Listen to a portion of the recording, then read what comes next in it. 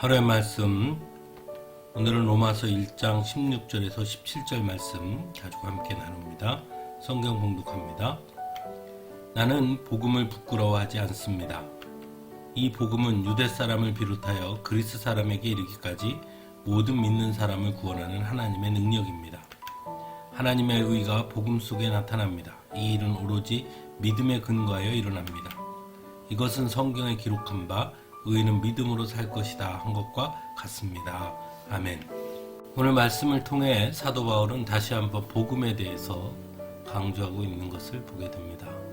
먼저 16절입니다. 사도 바울은 나는 복음을 부끄러워하지 않습니다. 이 복음은 유대 사람을 비롯하여 그리스 사람에게 이르기까지 모든 믿는 사람을 구원하는 하나님의 능력입니다 라고 말하고 있습니다.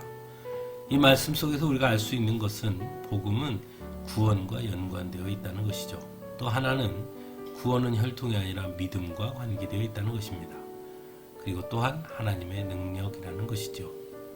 먼저 당시 유대인들은 사도 바울이 이방인들에게 복음을 전하는 것을 수치스럽게 여겼고 그리스 사람들은 미련한 것으로 여겼습니다. 그래서 사도 바울은 힘주어서 나는 복음을 부끄러워하지 않습니다 라고 말하고 있는 것이죠. 그리고 갈라디아서 6장 14절에서는 오히려 내게는 우리 주 예수 그리스도의 십자가 밖에는 자랑할 것이 아무것도 없습니다 라고도 말합니다. 두 번째로 복음은 하나님의 능력이라는 것입니다. 결코 인간은 인간의 죄를 스스로 해결하지 못합니다. 전적으로 하나님만이 하실 수 있는 것이죠. 그래서 복음은 하나님의 능력이 되는 것입니다. 세 번째로 하나님의 의가 복음 속에 나타난다고 17절에 말합니다. 하나님은 공의의 하나님이십니다. 그리고 또한 사랑과 긍휼의 하나님이시기도 합니다. 그래서 때로는 공의의 하나님과 사랑과 긍휼의 하나님이 충돌하는 것처럼 보일 때가 있습니다. 그래서 구원의 복된 소식인 복음은 마땅히 하나님의 사랑과 연결되어 있다고 생각할 수 있습니다. 하지만 오늘 말씀은 분명하게 복음 속에 하나님의 의가 나타난다고 말합니다.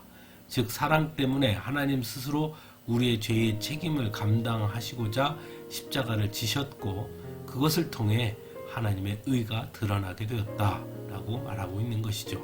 즉 하나님의 공의와 하나님의 사랑은 충돌하는 것이 아님을 분명히 전하고 있는 것입니다. 네 번째는 오직 믿음을 말합니다. 그래서 이신칭의라고 우리가 흔히 말하죠. 즉 믿음으로써 의롭다 칭함을 받는다는 것이죠. 즉 믿음 위에는 다른 어떠한 방법도 없다는 것을 분명히 밝히고 있는 것입니다. 사랑하는 성도 여러분, 우리 역시 사도 바울처럼 복음에 대한 확실한 확신이 있어야 할 것입니다. 그래서 사도 바울처럼 언제나 주의 복음을 증거하는 자들이 되어야 할 것입니다. 하나님께서는 바로 그 일을 위해 우리를 부르시고 택하셨기 때문입니다. 함께 기도하겠습니다.